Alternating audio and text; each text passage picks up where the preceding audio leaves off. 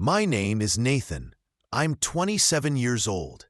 For as long as I can remember, my family has dismissed nearly everything I went through, treating it either as exaggeration or a flaw in me.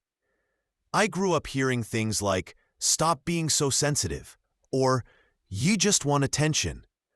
Whenever I shared pain, stress, or even excitement, it was like my feelings didn't exist. Over time, I learned to stay silent. But sometimes, no matter how much you've been taught to suppress pain, your body forces the truth out. The moment that set everything in motion happened one Saturday afternoon at my aunt's house during a family gathering. The living room was crowded, laughter filled the space, and the smell of food lingered in the air. I felt a tightness in my chest, first faint, like a weight pressing down, then sharper, spreading toward my shoulder. I must have paused because my mom noticed.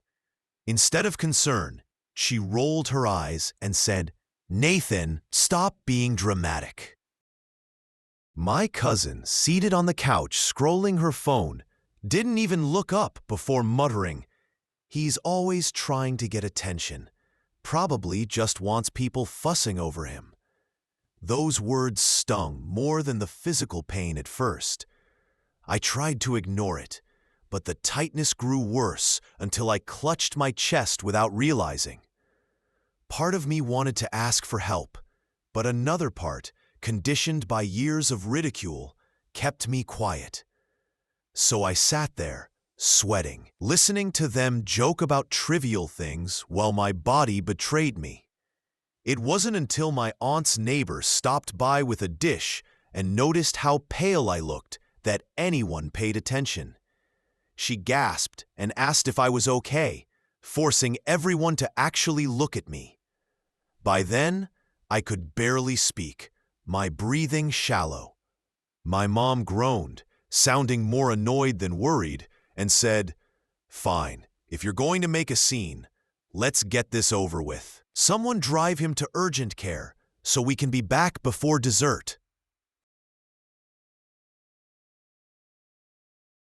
The way she made my pain sound like an inconvenience sparked an anger I hadn't felt in years. At the hospital, the nurses rushed me in immediately, their urgency a sharp contrast to my family's indifference. My mom and cousin followed, irritated, whispering about how I always exaggerated. Lying there, hooked to monitors, I kept replaying their words until the doctor entered with the scan results. He looked at me, then at them, his face pale, his voice serious. He explained the scan revealed a genuine heart issue requiring immediate care. He wasn't dramatic, just factual, but his tone carried weight. For a brief moment, I thought my family might finally see me as more than overdramatic Nathan. Instead, they doubled down. My mom folded her arms and said to the doctor, "You're probably being overly cautious. Every time Nathan sneezes, he thinks he's dying." The doctor frowned but repeated firmly that it was serious.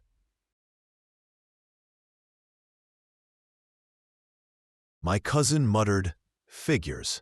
He always finds a way to make things about him," then went back to scrolling on her phone. I wanted to defend myself, to say I hadn't asked for this, that I'd tried to hide it until I couldn't anymore. But the years of being silenced held me back, leaving me voiceless as they talked about me like I wasn't even there. What cut deeper was how they compared me to my cousin Claire, the family's golden child. She was praised for her drive, achievements, and charm. In their eyes, she could do no wrong.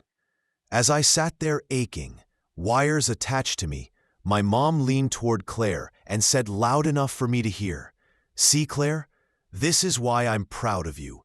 You never let little things stop you. You're strong, not like—" She didn't finish, but the meaning was clear. Claire smirked and replied, "Yeah, I just don't give in to weakness." I wasn't weak. I knew that. I had built my life without their help, worked jobs they never cared to ask about, and kept myself afloat. Yet in their narrative, weakness was my permanent label used to elevate themselves. When a nurse entered to set up further tests, my mom sighed loudly and checked her watch. "How long is this going to take? We've got family waiting. It's just like him to ruin a whole day." The nurse shot me a sympathetic glance, which somehow hurt even more because it highlighted the truth. I didn't have a family that cared whether I was okay.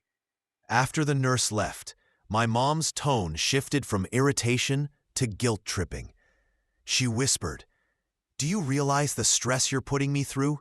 You've always been like this, demanding attention, draining everyone.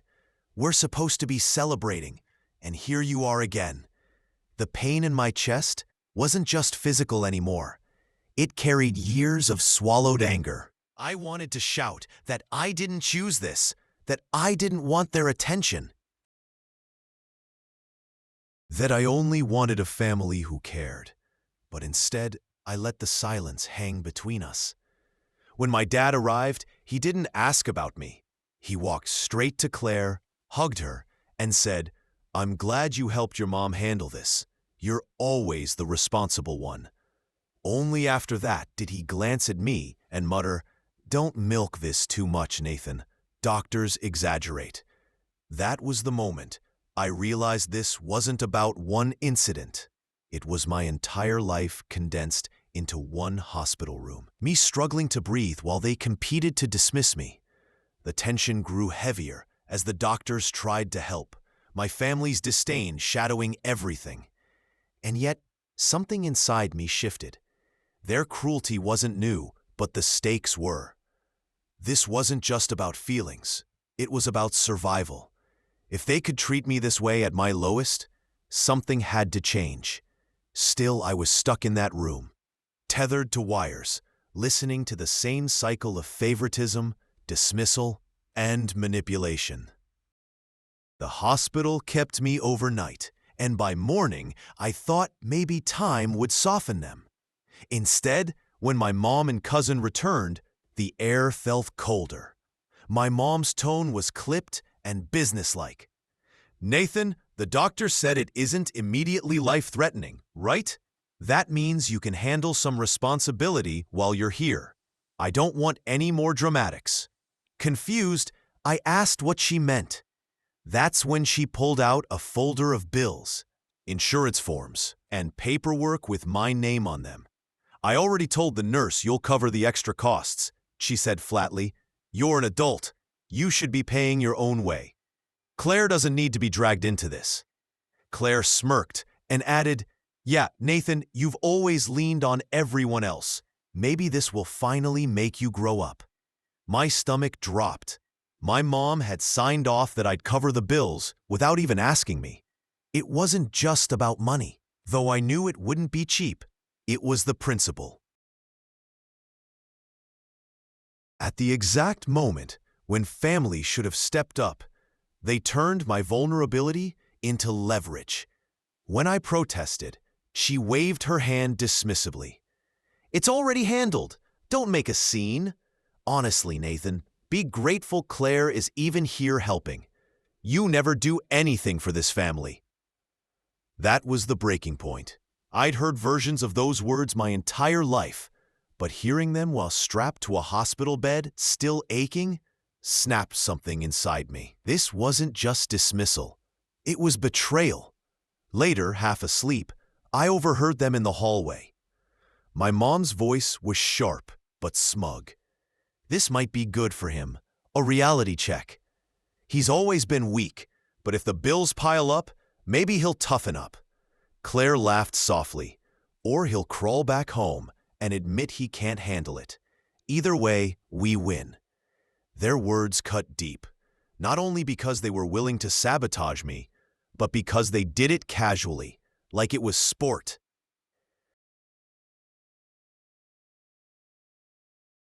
That was when I stopped hoping they'd change. That was the moment I knew I couldn't keep swallowing the pain, waiting for validation that would never come. Lying there, staring at the ceiling, my chest heavy, I realized they had crossed a line that couldn't be undone. This wasn't disrespect anymore. It was deliberate betrayal. And in that realization, a quiet but undeniable resolve grew. The ember that had sparked earlier now burned into a flame. I promised myself I would not let this go unanswered. The days that followed blurred together, each moment dragging, reminding me how alone I was. The hospital discharged me with strict instructions, medication, follow-ups, and stress management. But the moment I got home, stress multiplied. My mom barely spoke to me except to remind me about the bills she'd forced on me. Insurance forms sat on the counter like silent accusations. Claire flaunted her new internship, tossing casual remarks like, "Don't push yourself, Nathan. Wouldn't want you collapsing again." Most days I stayed in my room, walls closing in. At night, I lay awake wondering if my heart would fail in my sleep. The medication kept the physical ache manageable, but the mental weight grew heavier. I kept replaying what I overheard in the hospital. Their casual cruelty, their game of winning. The betrayal wasn't just emotional. It was written in ink, in the bills I never agreed to. When I tried disputing the charges, the billing representative said, "She told us you weren't able to make decisions clearly at the time." That nearly broke me. She had used my vulnerability as her excuse to tie me to debt. I wanted to shout, to confront her, to demand answers. But every time I tried at dinner, her cold stare silenced me. She'd say things like, "You should be thankful we were there at all. Do you know how humiliating it was for us? Claire had to carry the family while you stayed in bed." It wore me down slowly. Friends stopped reaching out because I declined every plan, too drained to pretend things were fine. Work became harder. The stress made it impossible to concentrate, and I feared losing my job. My health, both physical and mental, spiraled. That was rock bottom. Not just being dismissed, but realizing the people who should have supported me were pushing me further down. Yet in that darkness, a small clarity started to grow. I began journaling at night, writing down every slight, every betrayal, every cutting word. At first, it was only an outlet, but over time, those notes looked like plans, ideas, small steps to distance myself and regain control. I researched my rights, learned how forged medical papers could be challenged, and quietly reached out to an advocate I found in a patient support group. I told no one in my family. On the outside, I played the same quiet role I always had, letting things slide. But inside, something was shifting. I was still hurting, still dragging myself through days under the weight of betrayal. But I wasn't only sitting in the dark anymore. I was drawing a map out of it. The turning point hadn't come yet, but I felt it approaching. For now, I was broke, dismissed, exhausted in body and spirit. Yet that bottom gave me something new, nothing left to lose. The climb wasn't quick or glamorous. It was quiet, exhausting, and often lonely, but it was mine. Small victories began it. The first was finding a new doctor outside the network my mom forced me into. This doctor listened. He treated me like a person, not a burden. With his help, my medication stabilized, and for the first time in weeks, my body felt manageable. That stability gave me strength to focus elsewhere. Work had been slipping. Instead of letting it collapse, I pushed back. I stayed late when I could breathe, forced myself through the fog. Slowly, my performance improved. My boss noticed. Within 6 months, I had pulled not just back to baseline, but ahead. I was promoted with better pay and more responsibility, and finally had the autonomy I'd wanted for years. That extra income became fuel. I didn't flaunt it at home. My mom and Claire still saw me as the weak one, barely holding on. But while they whispered about me, I was opening new doors. I saved aggressively, studied investments, and built a financial cushion. It wasn't millions, but it was safety. Safety from them, from being cornered again. Therapy became another anchor. Each session pulled away layers of guilt and shame my family had built into me. My therapist's words echoed, "You are not weak. You survived people who convinced you you were." Those words became a mantra when I felt myself slipping. The more I stabilized, the clearer my thoughts became. I revisited the notes I had scribbled at my lowest point.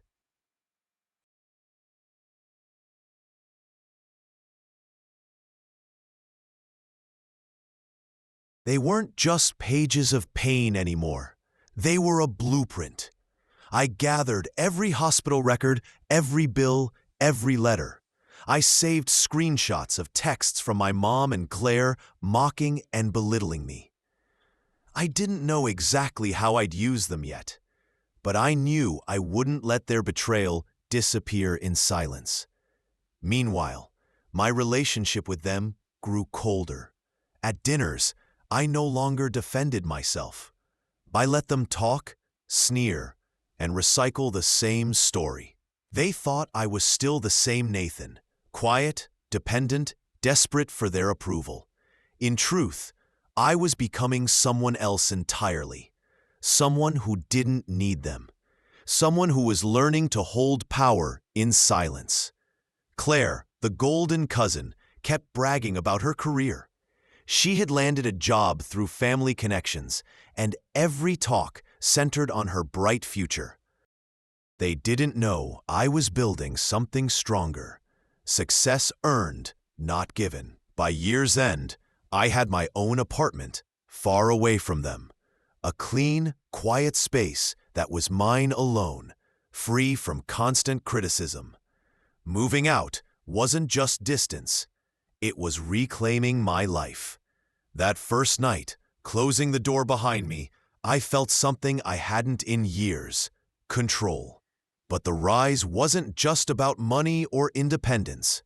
It was clarity. I understood at last that their treatment of me wasn't a reflection of my worth, but of their need to control. And now, no longer under their roof, no longer bound by forged signatures and manipulation, I had something they never expected me to have: freedom. And with freedom came power. Power they didn't know I held.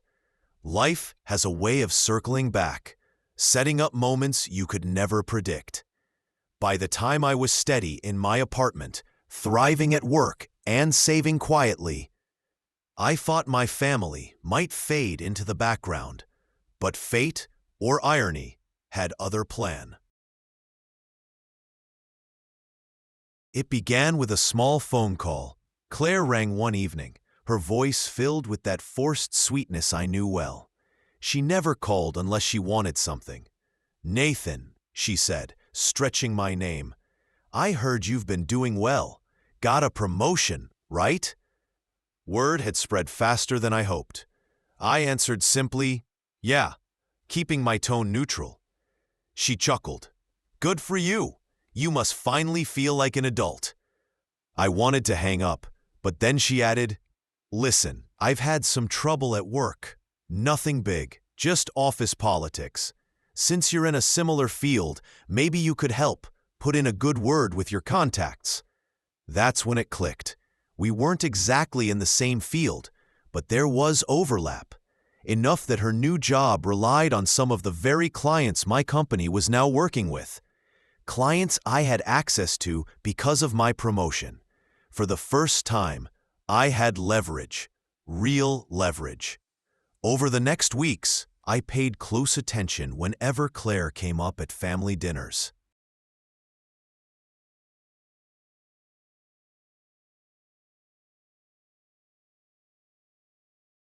My mom bragged about her nonstop, while my dad casually revealed her firm was struggling to land big clients.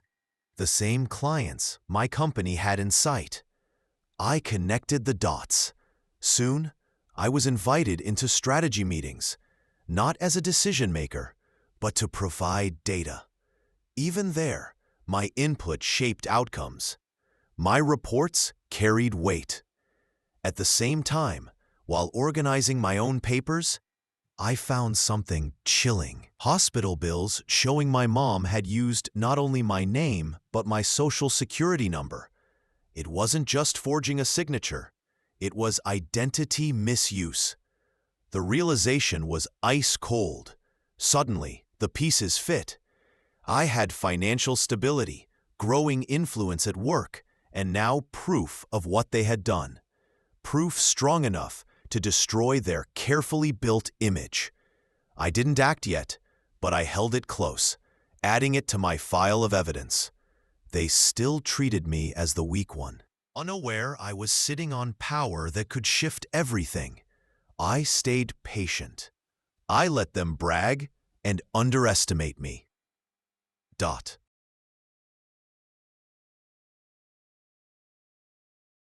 The longer they thought I was harmless, the heavier the blow when truth finally surfaced. When the moment came, it wasn't dramatic. It was quiet, like tipping the first domino. My company was reviewing proposals for a major contract, one Claire's firm desperately needed. My family bragged about it endlessly, but they didn't know I was on the analysis team. Her firm's proposal was flashy but weak.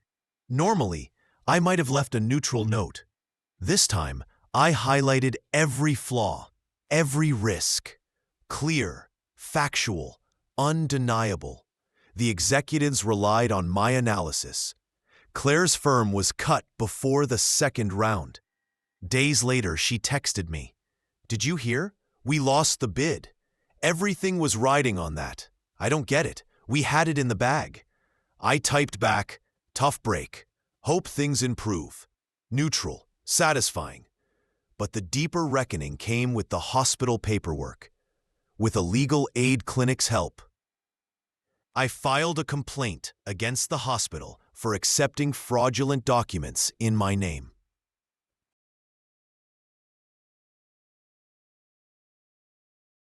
The investigation quickly pointed to my mom. I didn't warn her. The first notice she saw was a letter summoning her for review. I'll never forget her face at dinner, confidence cracking as she muttered, "This must be a mistake." Claire tried to brush it off, but worry showed. Meanwhile, I was secure. Finances separate, apartment stable, career growing. For once, I wasn't the vulnerable one. I was pulling strings. Calmly, quietly, with truth as my weapon. The hospital review confirmed what I knew. My mom had submitted forms with my identity without consent. The report was forwarded to the insurance company and the state board. What could have been dismissed as family misunderstanding now carried legal weight. One night, she called me trembling. "Nathan, you have to fix this. Tell them you gave me permission. I was just trying to help." I let the silence hang before replying. "Help?"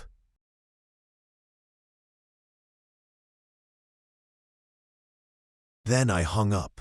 For the first time, I felt no guilt, only freedom. The fallout spread. Claire's career dimmed after losing contracts. Whispers about her firm's instability grew. At dinner, bitter and drained, she snapped at me in private. "This is your fault. You could have helped. You chose not to." I looked her in the eye. "You're right. I chose not to. Because helping you meant becoming weak, disposable, invisible again. I'm done with that role." Her face reddened, but she stayed silent. My mom faced fines and a permanent mark on her record. The woman who once boasted about sacrifice now had to explain audits and a ruined reputation. My dad, who always praised Claire and dismissed me, grew quiet. For once, he had no lecture. As for me, I kept moving forward. My career advanced, my health steadied, and the weight of seeking their approval disappeared. I didn't need it. I never had. The final confrontation came at a family dinner. My mom tried to reclaim control, ...